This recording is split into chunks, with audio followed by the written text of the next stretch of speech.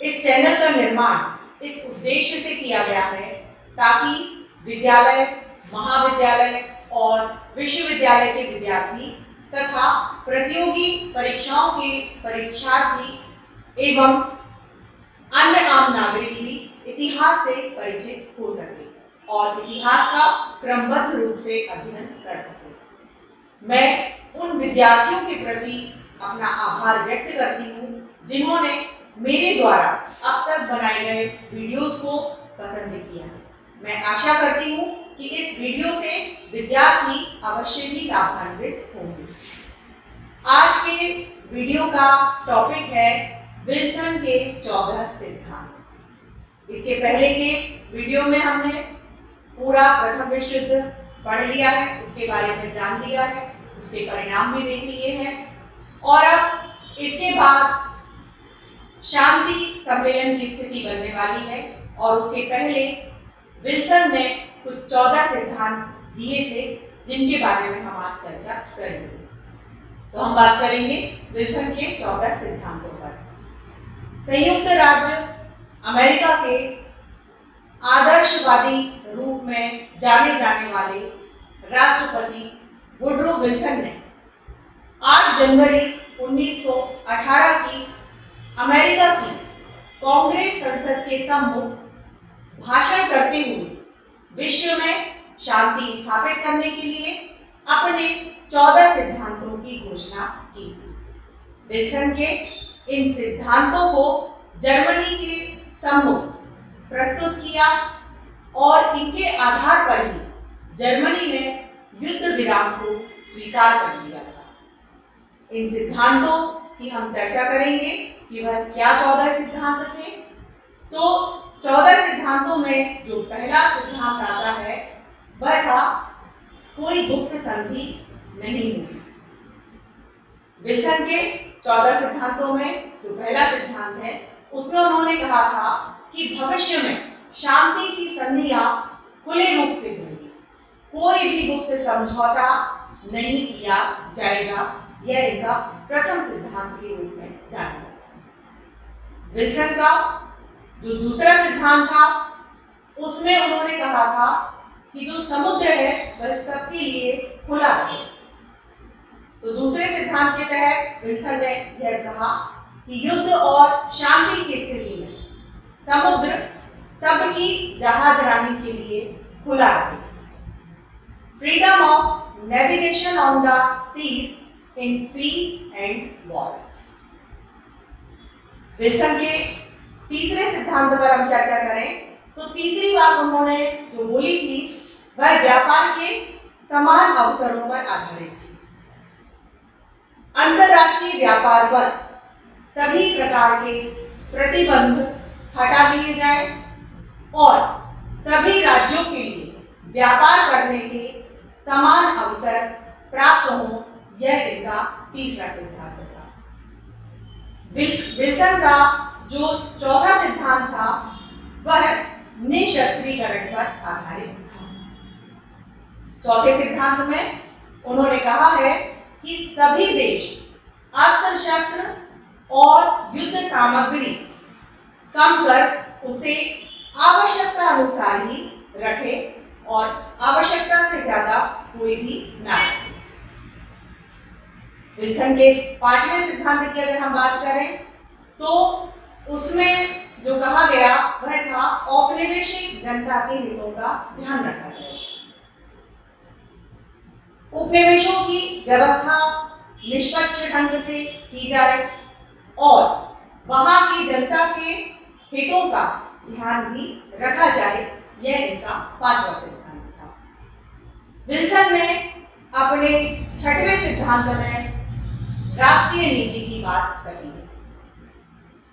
रूस की भूमि से सेना हटा ली जाए और खाली किए गए प्रदेशों की पुनर्व्यवस्था राष्ट्रीयता के आधार पर दी जाए और रूस को अपनी राष्ट्रीय नीति और विकास करने की पूर्ण स्वतंत्रता प्रदान की जाए, यह इनका छठवां सिद्धांत था। विल्सन ने जो सातवां सिद्धांत दिया था वह था बेल्जियम से जर्मन सेना हटाई जाए। जर्मन सेनाएं बेल्जियम से हटा ली जाए और उसे युद्ध की पूर्व व्यवस्था में जाया जाए। इनका जो 8वां सिद्धांत था वह अल्सेस लॉरेंस से संबंधित था कि वह फ्रांस को वापस किए जाए।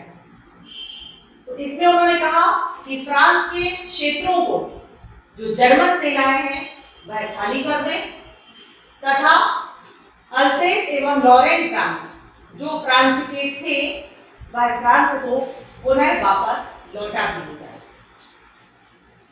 इन्होंने अपने 9वें सिद्धांत में राष्ट्रीयता के आधार पर सीमा के निर्धारण की बात कही। तो 9वें सिद्धांत में विल्सन ने कहा कि इटली की सीमाएं राष्ट्रीयता के आधार पर निर्धारित की जाए। 10वां सिद्धांत स्वशासन के अधिकार की बात करता है।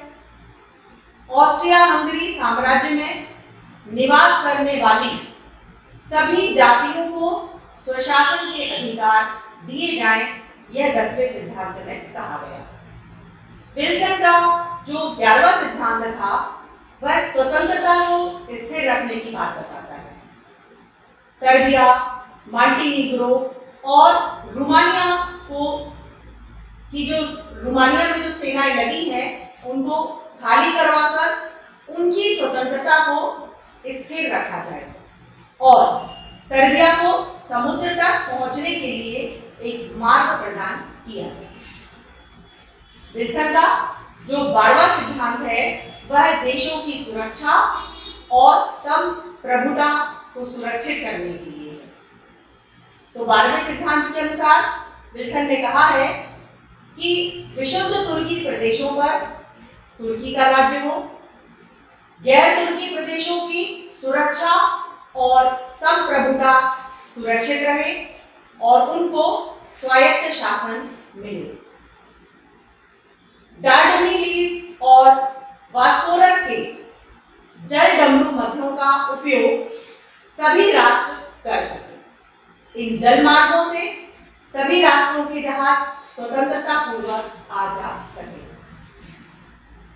13वें सिद्धांत की अगर हम बात करें तो उसमें पोलैंड की स्वतंत्रता का उल्लेख है और इसमें कहा गया है कि पोलैंड के स्वतंत्र राज्य की स्थापना की जाए और उसे समुद्र तक पहुंचने का मार्ग मिले।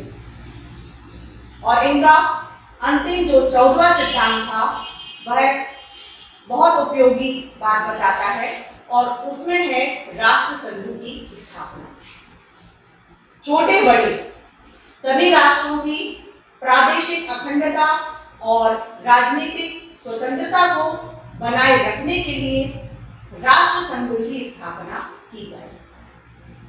विल्सन के अभी जो हमने 14 सिद्धांत पढ़े वह आत्मनिर्णय और राष्ट्रीयता पर आधारित थे। विल्सन चाहते थे कि यूरोप के राज्यों का पुनर्गठन करते समय इन सिद्धांतों को आधार बनाया जाए। वह एक भाषा, जाति, संस्कृति और एक सी परंपरा वाले लोगों के पृथक राष्ट्र निर्माण करने के पक्ष में था, क्योंकि उनकी यह धारणा थी कि ऐसा करने से विश्व में शांति व सुरक्षा स्थायी हो सकेगी। विल्सन यूरोप के विभिन्न नस्लों के लोगों को जैसे पोल, चेक, फिन, सर्ब आदि को उनके विदेशी शासकों से मुक्त करना चाहते थे। अंतरराष्ट्रीय विवादों और समस्याओं के निवारण के लिए एक दृढ़ अंतरराष्ट्रीय संस्था का निर्माण करना चाहते थे। युद्ध के बाद वर्साई की संधि में विल्सन के इन सिद्धांतों को अपनाया गया और अनेक जातियों के लोगों को विदेशी शासन से मुक्त भी किया गया। परंतु खेद है कि विजयी राष्ट्रों ने अपने निजी स्वार्थों और हितों को नहीं छोड़ा और विल्सन के अधिकांश सिद्धांतों की अवहेलना की। उनके आत्मनिर्णय और निशस्त्रीकरण के सिद्धांत को कार्यान्वित नहीं किया गया। ब्रिटेन समुद्रों पर अपने अधिकार को और उपनिवेशों को छोड़ने को विजयी राष्ट्र विशेषकर फ्रांस और उसके साथी देश इन सिद्धांतों को मान्यता देने के लिए तैयार नहीं हुए। इसलिए इन सिद्धांतों को लेकर संधि वार्ता के समय विल्सन तथा मित्र राष्ट्रों के प्रतिनिधियों के बीच कई मतभेद उत्पन्न हुए और उन मतभेदों में बात यहाँ तक बढ़ गई कि एक बार तो विल्सन ने सम्मेलन से चले जाने की धमकी दी थी। इसके अतिरिक्त मित्र राष्ट्रों द्वारा युद्ध काल में की गई गुप्त संधियों को भी संधि वार्ता के दौरान ध्यान में रखना था। ये संधियां विल्सन के सिद्धांतों को कार्यान्वित करने में बाधक थी। विल्सन ने इटली को फ्यूमे का क्षेत्र देने से साफ साफ इनकार कर दिया और इस पर इटली के प्रतिनिधि आर्लैंडो तथा सोनियो ये दोनों कुपित होकर सम्मेलन से चले गए। विल्सन के 14 सिद्धांतों या सूत्रों में से 5 सिद्धांतों को केवल लागू किया गया। 4 अन्य सिद्धांतों को इस प्रकार लागू किया गया कि उससे मित्र देश लाभान्वित हो और अन्य 5 सिद्धांतों की ओर कोई ध्यान नहीं दिया गया। इसके अलावा विल्सन के 4 अन्य सिद्धांत भी थे, इन पर हम प्रकाश डालेंगे। तो उपरोक्त 14 सिद्धांतों के अतिरिक्त जो अभी हमने जाने, राष्ट्रपति विल्सन ने अमेरिका की कांग्रेस संसद के समक्ष 11 फरवरी 1918 को अपने भाषण में विश्व शांति और व्यवस्था के लिए 4 सिद्धांत और भी प्रतिपादित किए। वह 4 सिद्धांत इस प्रकार थे। पहला सिद्धांत था शांति संधि न्याय के सिद्धांत पर आधारित हो और वह स्थायी हो। इनका जो दूसरा सिद्धांत था वह था शक्ति संतुलन के बहाने किसी भी राज्य की भूमि और वहां के निवासियों को उस राज्य से पृथक नहीं किया जा सकता। तीसरा जो सिद्धांत था वह था विभिन्न राज्यों के प्रदेशों के अधिकारों का निराकरण करते समय उन प्रदेशों के निवासियों की राष्ट्रीय भावनाओं को भी ध्यान में रखना चाहिए। और जो चौथा सिद्धांत था वह था कि शांति को स्थायी और सुरक्षित रखने के लिए राष्ट्रीय भावनाओं को संतुष्ट करना चाहिए। इन 4 सिद्धांतों के अलावा विल्सन के अन्य 5 सिद्धांत भी थे जिन्हें विशेष सिद्धांतों के नाम से जाना जाता है। 27 सितंबर 1918 को विल्सन ने न्यूयॉर्क में अपने भाषण में 5 अन्य विशेष सिद्धांतों का विवेचन भी किया था, जो इस प्रकार है। पहले सिद्धांत में उन्होंने कहा था कि जो शक्ति विश्व शांति के लिए खतरा हो जाए तब उसे निष्क्रिय कर दिया जाए या सामूहिक प्रयत्नों से उसे नष्ट कर दिया जाए। दूसरी बात इसमें जो विल्सन ने कही थी वह है किसी स्थान या प्रदेश की राजनीतिक, आर्थिक और सामाजिक समस्याओं का निराकरण करते समय वहां के निवासियों की राय और रुख अवश्य जान लिए जाए। तीसरा उन्होंने कहा था कानूनों के आधार पर राज्यों के पारस्परिक संबंधों को विकसित और दृढ़ किया जाए। चौथा सिद्धांत कहा था कि राष्ट्र संघ के सदस्य राष्ट्र जो भी है वह राष्ट्र संघ के भीतर ही परस्पर गुटबंदी नहीं करेंगे। और 5वीं बात की मुख्य कि सभी संधियां गुप्त रखने की अपेक्षा खुले रूप में प्रकट की जाएगी। आज का वीडियो जिन संदर्भ ग्रंथों पर आधारित है वे आपके स्क्रीन पर हैं।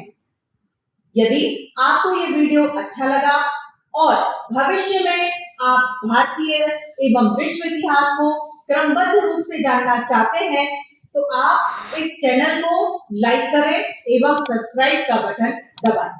आपके सुझाव सदैव आमंत्रित हैं। साथियों, इस चैनल का उद्देश्य किसी भी रूप में व्यवसाय बिल्कुल भी नहीं है। इस चैनल के द्वारा संपूर्ण इतिहास का ज्ञान पूर्णतः निःशुल्क प्रस्तुत किया जाएगा। धन्यवाद।